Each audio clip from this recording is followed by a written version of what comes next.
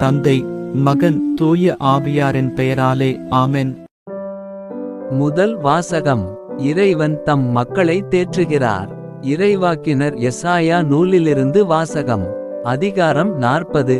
இறை வார்த்தை 1 முதல் 11 முடிய. ஆறுதல் கூறுங்கள், என் மக்களுக்கு கனிமொழி கூறுங்கள் என்கிறார் உங்கள் கடவுள். எருசலேமிடம் இனிமையாய்ப் பேசி உரத்த குரலில் அவளுக்குச் சொல்லுங்கள், அவள் போராட்டம் நின்றுவிட்டது, அவள் குற்றம் மன்னிக்கப்பட்டது, அவள் தன் பாவங்கள் அனைத்திற்காகவும் ஆண்டவர் கையில் இருமடங்கு தண்டனை பெற்றுவிட்டாள்.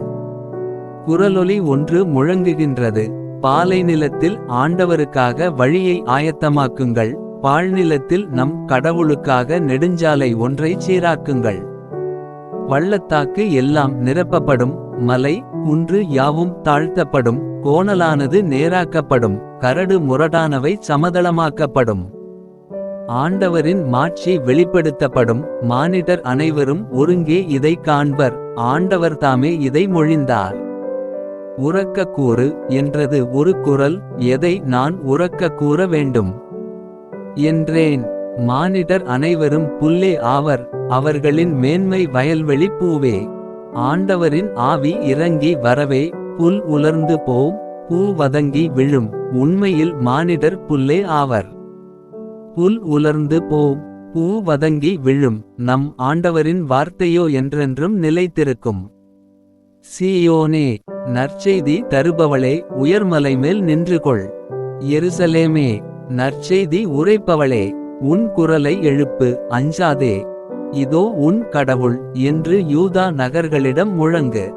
இதோ என் தலைவராகிய ஆண்டவர் ஆற்றலுடன் வருகின்றார், அவர் ஆற்றலோடு ஆட்சி புரிய இருக்கிறார். அவர்தம் வெற்றி பரிசை தம்முடன் எடுத்து வருகின்றார், அவர் வென்றவை அவர் முன் செல்கின்றன.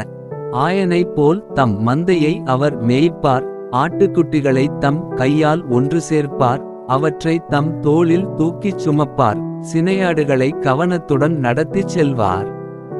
இது ஆண்டவரின் அருள்வாக்கு. பதிலுரை பாடல். பல்லவி. இதோ நம் கடவுள் ஆற்றலுடன் வருகின்றார். ஆண்டவருக்கு புதியதொரு பாடல் பாடுங்கள், உலகெங்கும் வாழ்வோரே, ஆண்டவரை போற்றி பாடுங்கள், ஆண்டவரை போற்றி பாடுங்கள், அவர் பெயரை வாழ்த்துங்கள், அவர் தரும் மீட்பை நாள்தோறும் அறிவியுங்கள். பல்லவி. இதோ நம் கடவுள் ஆற்றலுடன் வருகின்றார். பிற இனத்தார்க்கு அவரது மாட்சியை எடுத்துரையுங்கள், அனைத்து மக்களினங்களுக்கும் அவர்தம் வியத்தகு செயல்களை அறிவியுங்கள்.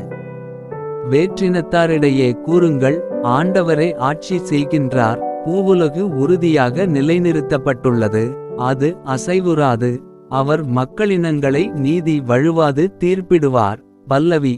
இதோ நம் கடவுள் ஆற்றலுடன் வருகின்றார். விண்ணுலகம் மகிழ்வதாக, மண்ணுலகம் களிகூர்வதாக, கடலும் அதில் நிறைந்துள்ளனவும் முழங்கட்டும், வயல்வெளியும் அதில் உள்ள அனைத்தும் களிகூரட்டும். அப்பொழுது காட்டில் உள்ள அனைத்து மரங்களும் அவர் திருமுன் களிப்புடன் பாடும். பல்லவி. இதோ நம் கடவுள் ஆற்றலுடன் வருகின்றார். ஏனெனில் அவர் வருகின்றார், மண்ணுலகிற்கு நீதி தீர்ப்பு வழங்க வருகின்றார், நிலவுலகை நீதியுடனும் மக்களினங்களை உண்மையுடனும் அவர் தீர்ப்பிடுவார். பல்லவி.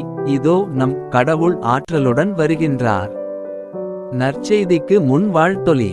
அல்லேலூயா, அல்லேலூயா. ஆண்டவரின் நாள் அண்மையில் உள்ளது, இதோ அவர் நம்மை மீட்க வரவிருக்கிறார். அல்லேலூயா.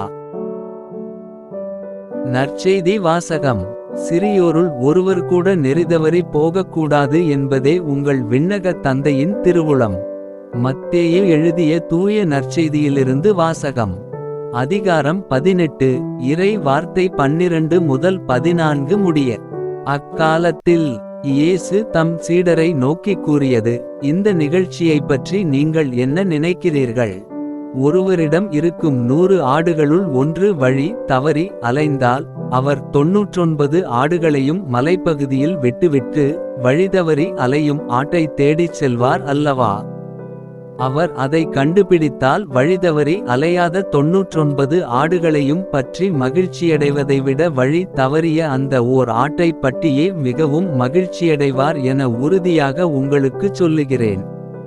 அவ்வாறே இச்சிறியோருள் ஒருவர் கூட நெறி தவறிப் போகக்கூடாது என்பதே உங்கள் விண்ணக தந்தையின் திருவுளம்.